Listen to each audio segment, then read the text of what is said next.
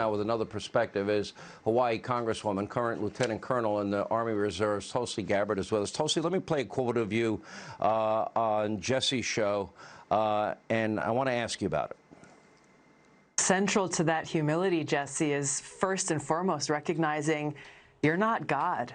You are not in control. And if you try to pretend that you are, what will result, even with good intentions, what will result, unfortunately, is more suffering, more hardship for the people in the world that supposedly he's trying to save. So I am a supporter, Tulsi, of the Reagan doctrine and the Trump doctrine. Reagan doctrine is providing Stinger missiles to the Mujahideen when the Soviets invaded in the 80s. They were successful. They pushed the Soviets out. Supporting the Nicaraguan freedom-fighting Contras over the Sandinistas and Daniel Ortega. I'm also a supporter of the Trump doctrine, which is bomb the living hell out of people. Don't put an American boot on the ground, maybe some intel boots there, but that's about it. And with pinpoint accuracy, push buttons from all over the United States, and we'll hit any target we want, and we'll blow the caliphate out of existence. Trump did it. Soleimani off of tarmac, al-Baghdadi and associates, and the al-Qaeda leader in Yemen. It sounds to me like you don't believe in that. We're not putting one American boot on the ground, and my argument would be, if Putin is successful here, God only knows where his territorial ambitions will take him next.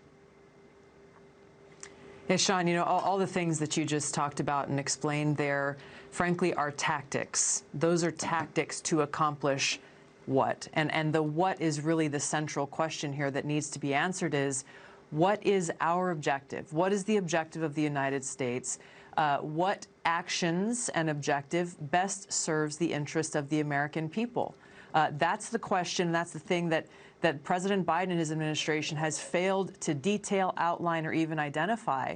And it's frankly why we're seeing how he's at NATO right now trying to clean up the mess that he made with these food shortages and all these things coming around as a result of the sanctions policies that he put in place. So anytime you look at so many of our foreign policy disasters in the past, we see they have come about because our leaders have failed to outline what is it exactly we are trying to achieve and how does it best serve the interest of the American people? Will it make our lives better? Will it improve them, or will it actually make it worse? And I think that's really the central question that our president of this country needs to answer.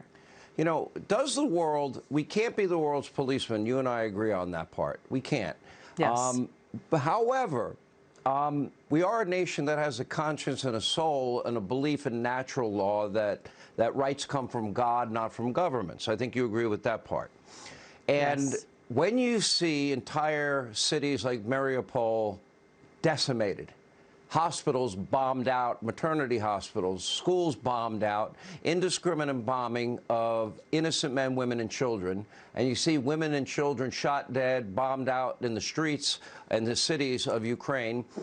Does America at least have a moral obligation to assist a country that's willing to fight for itself to defend their natural rights? Because that's what Reagan called the Reagan doctrine. The role that we have and that, frankly, President Biden should have carried out from the get-go in this, and I've talked about this with you before, is doing all that we can to try to prevent this tragic war from happening in the first place. Try to prevent I agree with that, but I'm looking at where we are now. Lives from being lost. But what you see with your own eyes, but what you see with your own eyes, and what we're showing every night, is there a moral obligation, and is it wise and strategically beneficial to the world, and including the United States, to stop this megalomaniac murdering thug right here, right now, with the Ukrainians willing to fight if they only have the weapons? We have to look at the world as it exists in reality, not the world that we wish existed. You're ducking. And it is a Tulsi, cruelty. I'm asking a real question here. No, I'm trying to answer your question. The cruelty is to try to pretend to the Ukrainian people that they are going to win in a war against a nuclear-armed country that is out-equipped, that has stronger equipment, more tanks, more bombs, more planes, more people, more everything in Russia. It's just not realistic. And so what give should them have been done from the so I want to be beginning clear. is the same Your thing that position needs to is be give done them now, nothing. which is a negotiated outcome. Wait a minute. Give them nothing because Russia has nukes and they might use them. That's your answer? We've provided a tremendous amount of support to Ukraine, not only now but over the years, so that they have the ability to defend themselves. And the Ukrainian military and the people are putting up an incredibly strong. Should we give them the weapons to win the war? If they're doing a great job, everybody acknowledges that.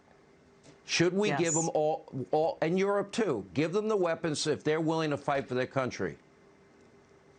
They can't win this war, Sean. This is the real world that we live in. It is not, it's not strategically possible to think that Ukraine is going to beat Russia. If you look at it, and then so it also is the question, what does winning look like? What does winning look like? You're saying you fear Vladimir Putin would use a nuke. If he uses a nuke, the radiation fallout will impact NATO countries. That triggers Article 5. Do you believe in Article 5 of the NATO agreement? I think the most responsible thing that our leaders, the United States, leaders of NATO, Ukraine, and Russia need to do right now is look at what the reality is that we are facing on the ground and the reality that the world is facing, and come together to be able to negotiate an outcome to this. Okay, Putin doesn't want to negotiate. Clearly doesn't want to negotiate. There's been many attempts at negotiation. So when you see images of dead women and children, I'm not aware of and when you see Zelensky neighborhoods sitting down blown with out, Putin yet. hang on, you do not think we should provide them the weapons to defend themselves? I just want to know yes or no. You're missing my point here, Sean, which is we've got to know what we're trying to accomplish, which is an end to this war. It is cruel to make the Ukrainian people believe that somehow they are going to win this war by prolonging it, and that's what you're talking about here. It would prolong this war, prolong the suffering, and end up causing more lives lost in the end. If Vladimir Putin wanted to negotiate, he would have done it a long time ago. He's not willing to. And if he wants to use chemical, biological, and nuclear weapons, he's got to know that his entire country is going to be blown off the face of the earth. I pray to God we never get to that point, but that's always been a threat. And it remains a threat here, and we can't cower in fear based on the fact that we've had mutually assured destruction pretty much for all a lifetime. But I appreciate you being on. Good to see you. Thank you.